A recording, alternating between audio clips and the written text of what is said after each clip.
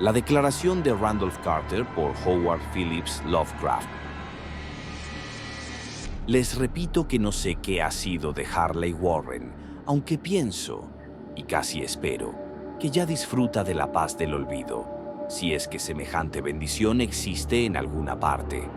Es cierto que durante 5 años fui su más íntimo amigo y que he compartido parcialmente sus terribles investigaciones sobre lo desconocido.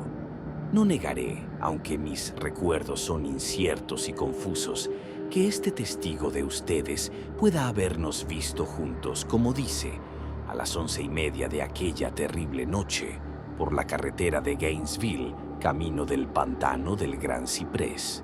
Incluso puedo afirmar que llevábamos linternas y palas y un curioso rollo de cable unido a ciertos instrumentos, pues todas estas cosas han desempeñado un papel en esa única y espantosa escena que permanece grabada en mi trastornada memoria. Pero debo insistir en que de lo que sucedió después y de la razón por la cual me encontraron solo y aturdido a la orilla del pantano a la mañana siguiente, no sé más que lo que he repetido una y otra vez. Ustedes me dicen que no hay nada en el pantano ni en sus alrededores que hubiera podido servir de escenario de aquel terrible episodio. Y yo respondo que no sé más de lo que vi. Ya fuera visión o pesadilla, deseo fervientemente que así haya sido. Es todo cuanto puedo recordar de aquellas horribles horas que viví, después de haber dejado atrás el mundo de los hombres. Pero ¿por qué no regresó Harley Warren? Es cosa que solo él, o su sombra, o alguna innombrable criatura que no me es posible describir, podrían contar. Como he dicho antes, yo estaba bien enterado de los sobrenaturales estudios de Harley Warren, y hasta cierto punto participé en ellos. De su inmensa colección de libros extraños sobre temas prohibidos, he leído todos aquellos que están escritos en las lenguas que yo domino, pero son pocos en comparación con los que están en lenguas que desconozco. Me parece que la mayoría están en árabe, y el infernal libro que provocó el desenlace, volumen que él se llevó consigo fuera de este mundo, estaba escrito en caracteres que jamás he visto en ninguna otra parte. Warren no me dijo jamás de qué se trataba exactamente. En cuanto a la naturaleza de nuestros estudios, debo decir nuevamente que ya no recuerdo nada con certeza, y me parece misericordioso que así sea, porque se trataba de estudios terribles a los que yo me dedicaba más por morbosa fascinación que por una inclinación real. Warren me dominó siempre, y a veces le temía. Recuerdo cómo me estremecí la noche anterior a que sucediera aquello, al contemplar la expresión de su rostro mientras me explicaba con todo detalle por qué, según su teoría, ciertos cadáveres no se corrompen jamás, sino que se conservan carnosos y frescos en sus tumbas durante 1000 años. Pero ahora ya no le tengo miedo a Warren, pues sospecho que ha conocido horrores que superan mi entendimiento. Ahora temo por él. Confieso una vez más que no tengo una idea clara de cuál era nuestro propósito aquella noche. Desde luego se trataba de algo relacionado con el libro que Warren llevaba consigo, con ese libro antiguo de caracteres indescifrables que se había traído de la India un mes antes, pero juro que no sé qué es lo que esperábamos encontrar. El testigo de ustedes dice que nos vio a las 11:30 en la carretera de Gainesville, de camino al pantano del Gran Ciprés. Probablemente es cierto, pero yo no lo recuerdo con precisión. Solamente se ha quedado grabada en mi alma una escena, y puede que ocurriese mucho después de la medianoche, pues recuerdo una opaca luna creciente ya muy alta en el cielo vaporoso. Ocurrió en un cementerio antiguo, tan antiguo que me estremecí ante los innumerables vestigios de edades olvidadas. Se hallaba en una hondonada húmeda y profunda, cubierta de espesa maleza, musgo y hierbas extrañas de tallo rastrero, en donde se sentía un vago hedor que mi ociosa imaginación asoció absurdamente con rocas corrompidas. Por todas partes se veían signos de abandono y decrepitud. Me sentía perturbado por la impresión de que Warren y yo éramos los primeros seres vivos que interrumpíamos un letal silencio de siglos. Por encima de la orilla del valle, una luna creciente asomó entre fétidos vapores que parecían emanar de ignoradas catacumbas, y bajo sus rayos trémulos y tenues pude distinguir un repulsivo panorama de antiguas lápidas, urnas, cenotafios y fachadas de mausoleos, todo convertido en escombros musgosos y ennegrecido por la humedad, y parcialmente oculto en la densa exuberancia de una vegetación malsana. La primera impresión vívida que tuve de mi propia presencia en esta terrible necrópolis fue el momento en que me detuve con Warren ante un sepulcro semidestruido y dejamos caer unos bultos que al parecer habíamos llevado. Entonces me di cuenta de que tenía conmigo una linterna eléctrica y 2 palas, mientras que mi compañero llevaba otra linterna y un teléfono portátil. No pronunciamos una sola palabra, ya que parecíamos conocer el lugar y nuestra misión allí. Y sin demora tomamos nuestras palas y comenzamos a quitar el pasto, las hierbas, matojos y tierra de aquella morgue plana y arcaica. Después de descubrir enteramente su superficie, que consistía en 3 inmensas losas de granito, retrocedimos unos pasos para examinar la sepulcral escena. Warren pareció hacer ciertos cálculos mentales. Luego regresó al sepulcro y, empleando su pala como palanca, trató de levantar la losa inmediata a unas ruinas de piedra que probablemente fueron un monumento.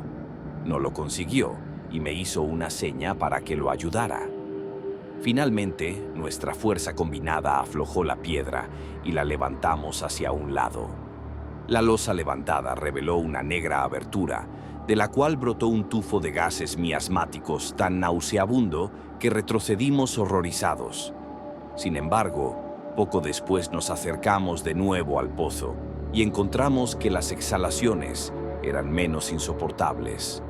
Nuestras linternas revelaron el arranque de una escalera de piedra sobre la cual goteaba una sustancia inmunda nacida de las entrañas de la tierra y cuyos húmedos muros estaban incrustados de salitre. Y ahora me vienen por primera vez a la memoria las palabras que Warren me dirigió con su melodiosa voz de tenor. Una voz singularmente tranquila para el pavoroso escenario que nos rodeaba. «Siento tener que pedirte que aguardes en el exterior», dijo, «pero sería un crimen permitir que baje a este lugar una persona de tan frágiles nervios como tú. No puedes imaginarte, ni siquiera por lo que has leído y por lo que te he contado, las cosas que voy a tener que ver y hacer. Es un trabajo diabólico, Carter, y dudo que nadie que no tenga una voluntad de acero pueda pasar por él y regresar después a la superficie, vivo y en su sano juicio. No quiero ofenderte, y bien sabe el cielo que me gustaría tenerte conmigo, pero en cierto sentido, la responsabilidad es mía, y no podría llevar a un manojo de nervios como tú a una muerte probable o a la locura. Ya te digo que no te puedes imaginar cómo son realmente estas cosas, pero te doy mi palabra de mantenerte informado, por teléfono, de cada uno de mis movimientos. Tengo aquí cable suficiente para llegar al centro de la Tierra y volver. Aún resuenan en mi memoria aquellas serenas palabras y todavía puedo recordar mis objeciones. Parecía yo desesperadamente ansioso de acompañar a mi amigo a aquellas profundidades sepulcrales, pero él se mantuvo inflexible.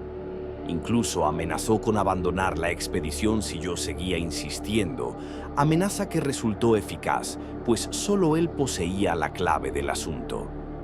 Recuerdo aún todo esto, aunque ya no sé qué buscábamos. Después de haber conseguido mi reacia aceptación de sus propósitos, Warren levantó el carrete de cable y ajustó los aparatos. A una señal suya, tomé uno de estos y me senté sobre la lápida añosa y descolorida que había junto a la abertura recién descubierta. Luego me estrechó la mano, Se cargó el rollo de cable y desapareció en el interior de aquel indescriptible osario. Durante un minuto seguí viendo el brillo de su linterna y oyendo el crujido del cable a medida que lo iba soltando. Pero la luz desapareció abruptamente, como si mi compañero hubiera doblado un recodo de la escalera, y el crujido dejó de oírse también casi al mismo tiempo. Me quedé solo, pero estaba en comunicación con las desconocidas profundidades por medio de aquellos hilos mágicos cuya superficie aislante aparecía verdosa bajo la pálida luna creciente. Consulté constantemente mi reloj a la luz de la linterna eléctrica y escuché con febril ansiedad por el receptor del teléfono, pero no logré oír nada por más de un cuarto de hora. Luego sonó un chasquido en el aparato y llamé a mi amigo con voz tensa. A pesar de lo aprehensivo que era, no estaba preparado para escuchar las palabras que me llegaron de aquella misteriosa bóveda, pronunciadas con la voz más desgarrada y temblorosa que le oyera a Harley Warren. Él, que con tanta serenidad me había abandonado poco antes, me hablaba ahora desde abajo con un murmullo trémulo, más siniestro que el más estridente alarido. «Dios, si pudieras ver lo que veo yo». No pude contestar. Enmudecido solo me quedaba esperar. Luego volví a oír sus frenéticas palabras. «Carter, es terrible, monstruoso, increíble». Esta vez no me falló la voz y derramé por el transmisor un aluvión de excitadas preguntas. Aterrado seguí repitiendo: «Warren, ¿qué es? ¿Qué es?». De nuevo me llegó la voz de mi amigo, ronca por el miedo, teñida ahora de desesperación. «No te lo puedo decir, Carter, es algo que no se puede imaginar. No me atrevo a decírtelo. Ningún hombre podría conocerlo y seguir vivo. Dios mío, jamás imaginé algo así». Otra vez se hizo el silencio, interrumpido por mi torrente de temblorosas preguntas. Después se oyó la voz de Warren, en un tono de salvaje terror. «Carter, por el amor de Dios, vuelve a colocar la losa y márchate de aquí, si puedes. Rápido. Déjalo todo y vete. Es tu única oportunidad.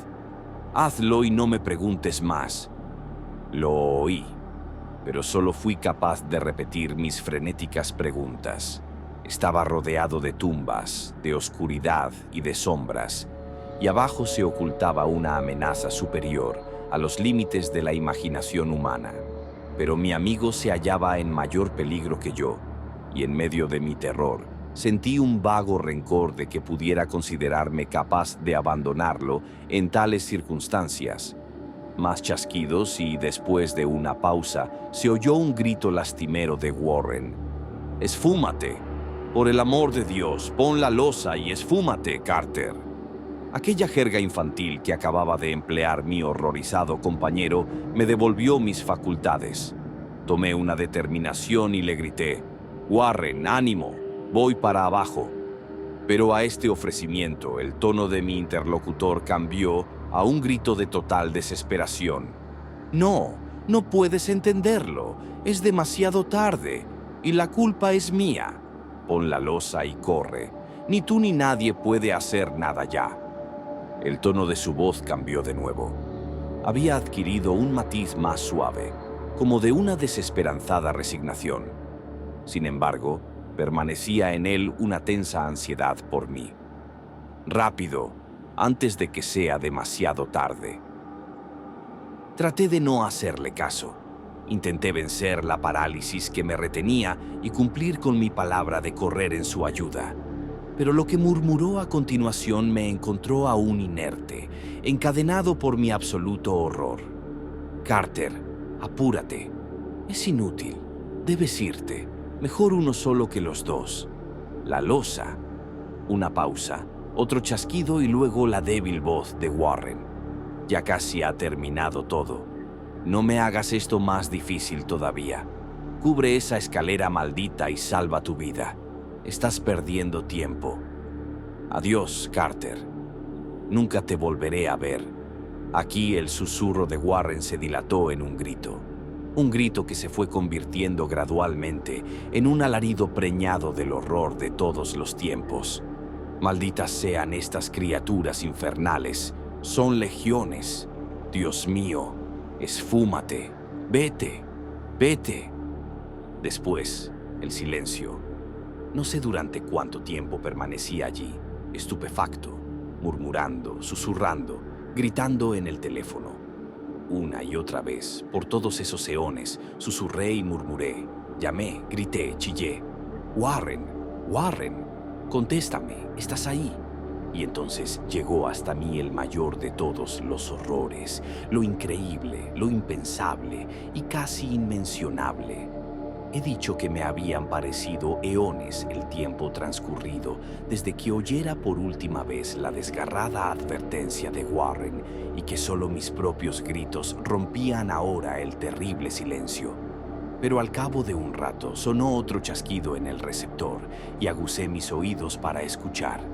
Llamé de nuevo. Warren, ¿estás ahí? Y en respuesta oí lo que ha provocado estas tinieblas en mi mente. No intentaré, caballeros, dar razón de aquella cosa, aquella voz, ni me aventuraré a describirla con detalle, pues las primeras palabras me dejaron sin conocimiento y provocaron una laguna en mi memoria que duró hasta el momento en que desperté en el hospital. Diré que la voz era profunda, hueca, gelatinosa, lejana, ultraterrena, inhumana, espectral. ¿Qué debo decir? Esto fue el final de mi experiencia, y aquí termina mi relato. Oí la voz, y no supe más. La oí allí, sentado, petrificado en aquel desconocido cementerio de la hondonada, entre los escombros de las lápidas y tumbas desmoronadas, la vegetación putrefacta y los vapores corrompidos. Escuché claramente la voz que brotó de las recónditas profundidades de aquel abominable sepulcro abierto, mientras a mi alrededor miraba las sombras amorfas necrófagas bajo una maldita luna menguante. Y esto fue lo que dijo. Insensato. Warren ya está muerto.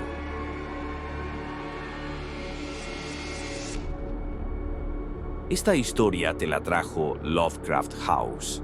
Si disfrutaste este contenido, no olvides suscribirte al canal para más relatos y exploraciones Lovecraftianas. Además, visita nuestra web oficial y descubre todo lo que el universo de Lovecraft tiene reservado para ti. Nos vemos en la próxima aventura arcana.